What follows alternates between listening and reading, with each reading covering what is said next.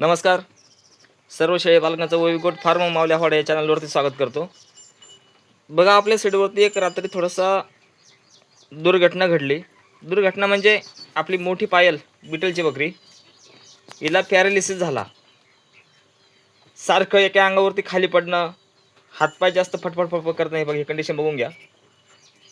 उजवी बाजू पॅरालिस झाल्यानंतर काय होतं, एक साईडची बकरी पाय पकडत नाही.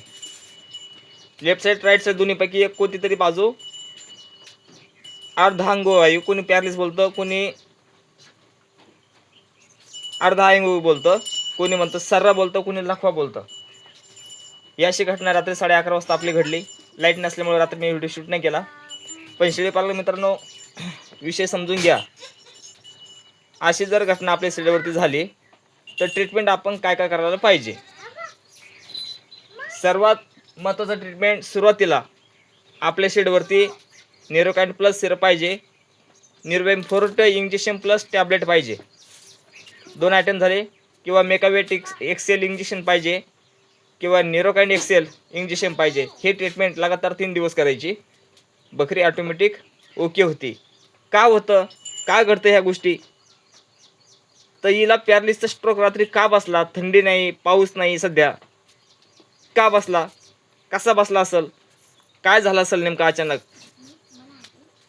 लाईव्ह बंद केल्यानंतर 1 तास थोडंसं शांत बसलो होतो. 11:30चा टायमिंग होता. राईट, बाहेर आलो,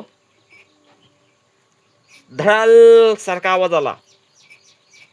बाहेर येऊन बघितलं तर बकरी ही आपली पडलेली होती. उठून उभा केलं तर परत खाली पडली, उठून उभा केलं परत खाली पडले. तर त्याच्यापैकी 2 मिनिटं अगोदर आपण नाथसागरच्या बॅकवॉटरला राहिला आहे. समोर ऊस आहे.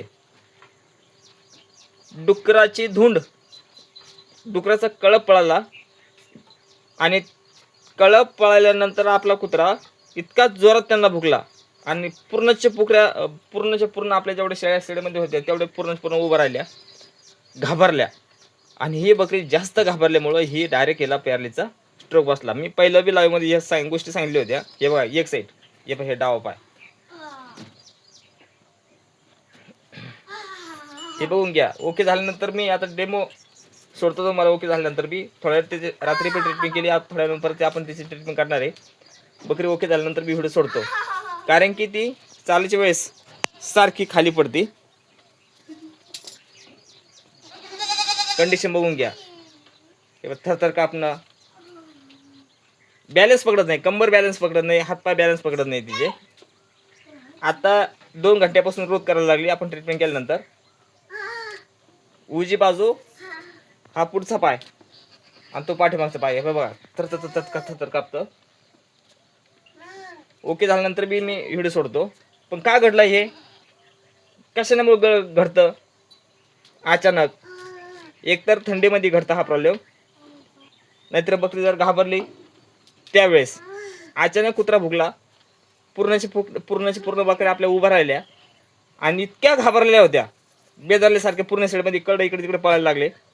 आणि हे बांधलेली होती एका जागेवरती, घाबरली, खाली पडली. आणि एक डुक्कर त्या कुत्र्याच्या पाठीमागे गेटपर्यंत पळालं. तर कुत्रा आपला शेडला थोडंसं इथं जो गेट आहे हे बघा, इथून थोडी मध्ये आला ओढत, आणि त्या पिरियडला ह्या बकरीला स्ट्रोक बसला. ब्रेनला ब्लड सर्क्युलेशन जर नाही झालं फास्ट तेवढ्या टायमिंगमध्ये, बकरी जर घाबरली तरच ही घटना घडते. नंबर 1, बकरी घाबरल्यानंतर पॅरालिस होतो. नंबर 2, दुसऱ्या बकरीनं जर मानेमध्ये धडक मारली तरी पॅरालिस होतो. या 2-3 पॉईंट लक्षात ठेवा. ही बकरी आपण ट्रीटमेंट केल्यानंतर परत डेमोसेट तुम्हाला ही व्हिडिओ सोडतो. घाबरू नका. पॅरालिस झालेली बकरी ओके होती. आपण याच्या पहिले बी बकरी ओके केल्या, आणि ही पण बकरी आपण एक अर्ध्या पाऊण तासानं 1-2 दिवसाच्या आत तुम्हाला रानात फिरताना दिसणार. तिला 2 दिवस आपण घरी ठेवणार. आता नंतर तुम्हाला 2 दिवसांनी ही बकरी रानात फिरताना 100% दाखवतो. घाबरून जायचं नाही. तिला बघ, बघून घे काय होतं बघा. डावी बाजू क्लिअर यायची, डावी बाजू क्लिअर आहे, उजवी बाजूचा प्रॉब्लेम झाला. चल बाहेर, चल चल.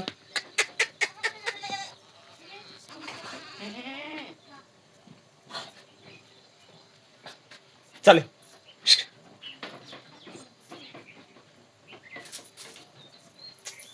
बकरी उभा राहणार शांत, थोडी चालण्याचा प्रयत्न करणार आणि खाली पडणार डायरेक्ट.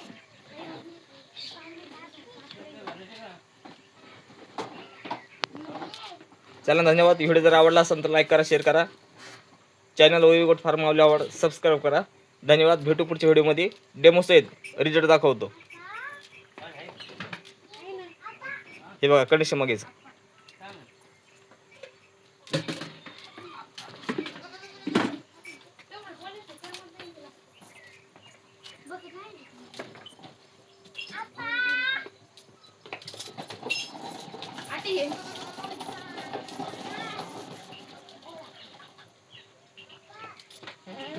बघितलं का?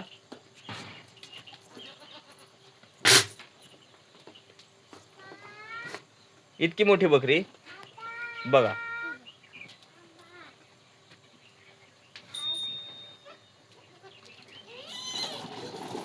घाबरू नका, काहीच होत नाही. ट्रीटमेंट केल्यानंतर बघ प्यारलीच्या बकऱ्या ओके होत्या.